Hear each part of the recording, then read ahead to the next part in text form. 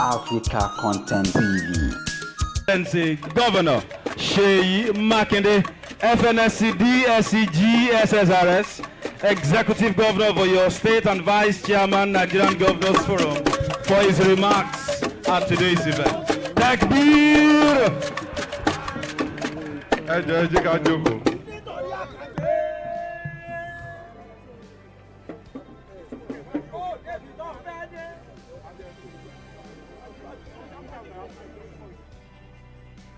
Assalamu alaikum wa rahmatullahi wa barakatuh.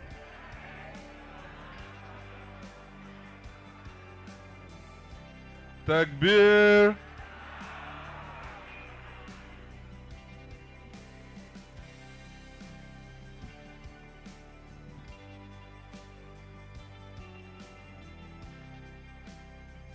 Ẹ má bínú because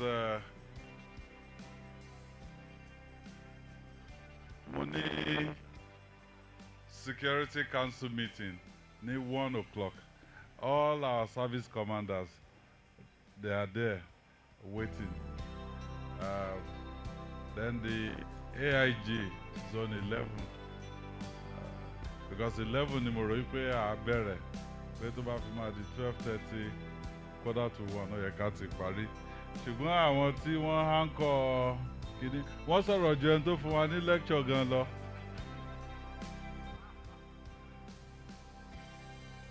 So màá shorten the protocol list ni.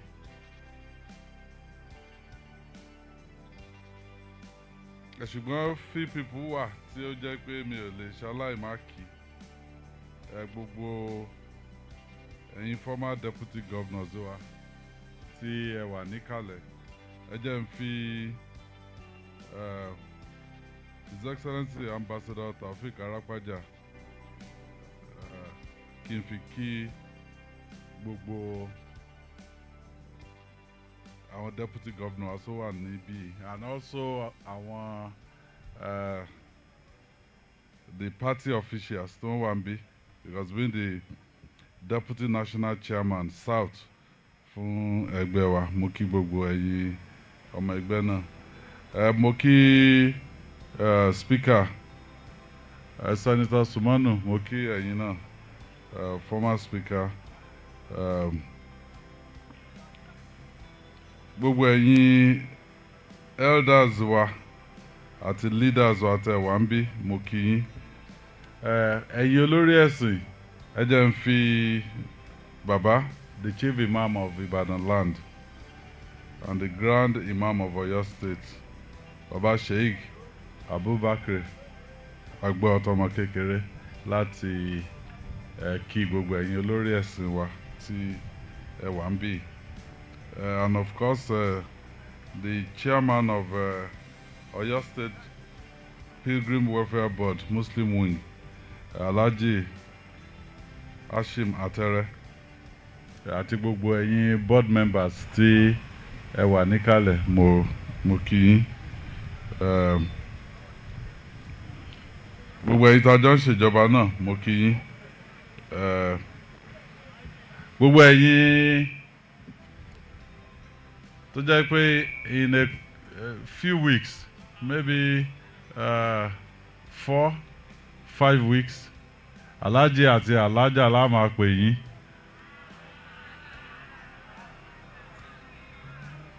Ẹ mo kí yín.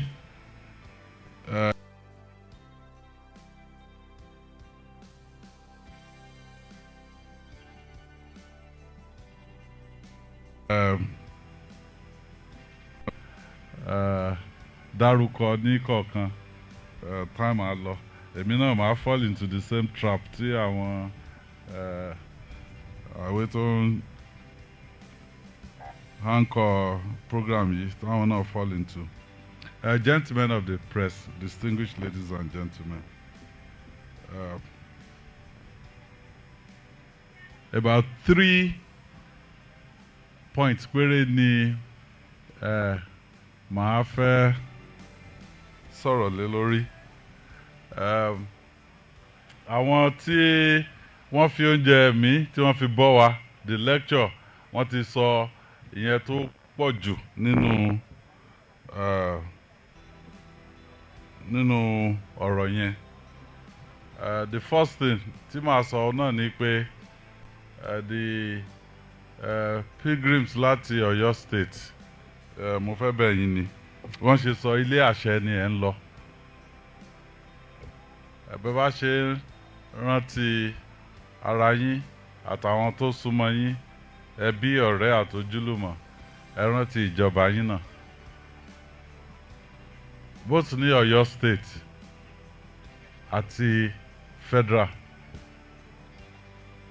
Torí pé most of the things tí wọ́n bá ṣe ní federal ó ní impact lórí ìgbé ayé at the state level.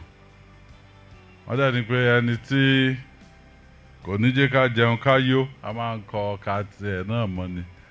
So ẹ gbàdúrà fún federal Republic of Nigeria, ẹ gbàdúrà for your state, àdúrà yín àgbà.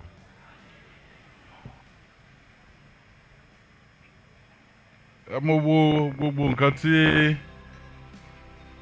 the chairman pilgrims board tí ó sọ àti àwọn nǹkan tí ó fẹ́ sí. One thing tí mo lè conclude lórí gbogbo àwọn ọ̀rọ̀ yẹn ni pé since he became the chairman of pilgrims board, mi ò ní any headache, kò síjà, kò sí anything. And then the energy, the youthful energy through himself and his board, wọ́n ṣe nǹkan tó tọ́ àti nǹkan tó yẹ.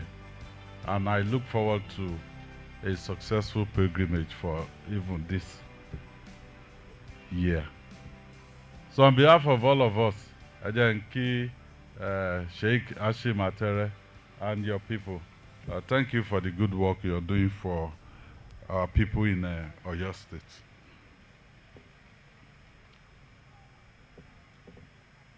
I'm also from our pilgrims also be good ambassadors of this state.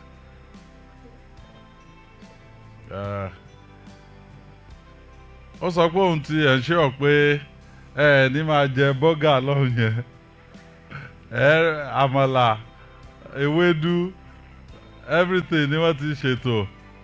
So it will almost be like your home. Yes, tí any gap bá wà, because I remember a few years ago, àwọn people kan wọ́n ṣe video. Wọ́n sọ pé your state pilgrims làwọn níbí, this one, but èmi jìnnà síbi tí wọ́n wà. They must cooperate with the people tí wọ́n wà on ground, and any gap tó bá wà, let us fill it. What is important ni pé àdúrà wa k'Ọlọ́run jẹ́ kó gbà. Yeah, we've made some progress lórí infrastructure ní Ọ̀yọ́ State. A few years back, tẹ́ bá fẹ́ wá sí camp níbí, sí Hajj camp, you only have one major road láti ọ̀nà tó ń lọ sí Ìwó iná ní oníkanì. But today, even though àti ìṣe ọ̀nà àkànṣe clear ẹ̀ ni, tẹ́ bá bọ́ síta ń bì tẹ́ turn right, the circular road á gbé yín dé Bádékú láti ẹ̀yìn bí nígbà tí lọ sí Ìwó road kẹ́ gba ọ̀nà Ifẹ̀ máa lọ sí Bádékú mọ́. We can turn right níbí, the essence circular road ni. Ẹ lè turn right níbí náà, á sì gbé yín dé Mọ́níyà. So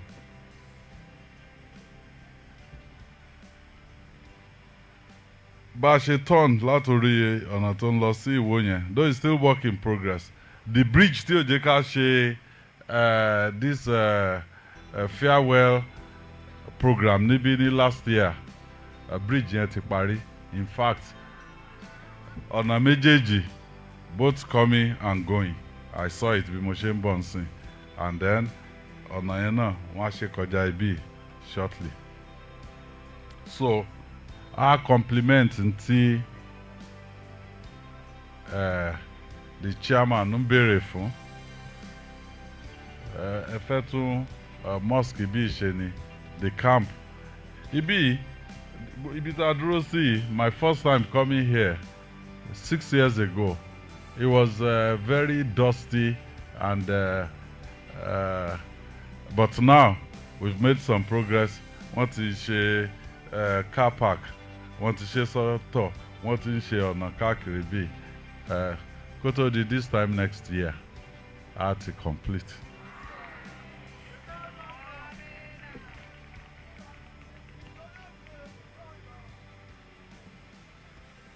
And finally, ẹ mọ̀ pé sometimes àwọn kan ronú wọ́n á fi pé n táwọn fẹ́ ṣe ní. But for some people, wọ́n rò pé nǹkan táwọn fẹ́ ṣe ní wọ́n á fi síwájú Ọlọ́run. Ọlọ́run á wá jẹ́ kí nǹkan yẹn kó ṣeé ṣe. I still went to the airport about maybe 3 or 4 days ago, maybe 2 days ago, and iṣẹ́ t'Ọlọ́run ti parí. I can say boldly, because mo mú lẹ́tà lọ sí Abuja ní ọ̀la o. Kí ni mo dẹ̀ kọ sínú lẹ́tà yẹn? Hajj operation next year. Ibi ni wọ́n ti gbéra.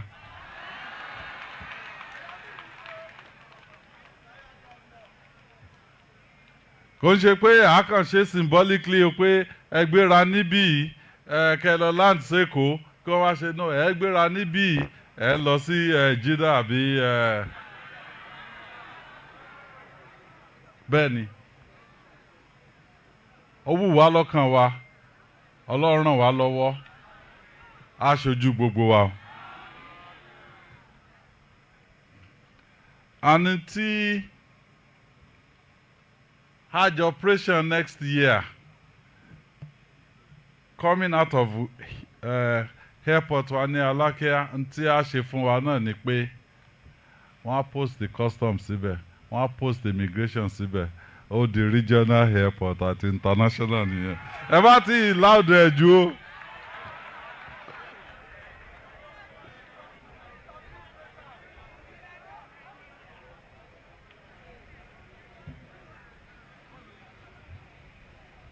So mo gbà ládùúrà. Ẹ lọ rè. Ẹ bọ̀ rè. Gbogbo àdúrà tẹ́ bá gbà ní Holy Land, Ọlọ́run á gbà, Ọlọ́run á mú lọ sí ilé àṣẹ. Assalamu alaikum wa rahmatullahi wa barakatuh. Thank you, Your Excellency. Shall we take the national anthem? Ẹ jẹ́ kí gbogbo wa sọ pé ṣéwù. Mi ìpẹ́ sọ pé ṣéwù. Ẹ kí ọmọ jẹ́ ti His Excellency. National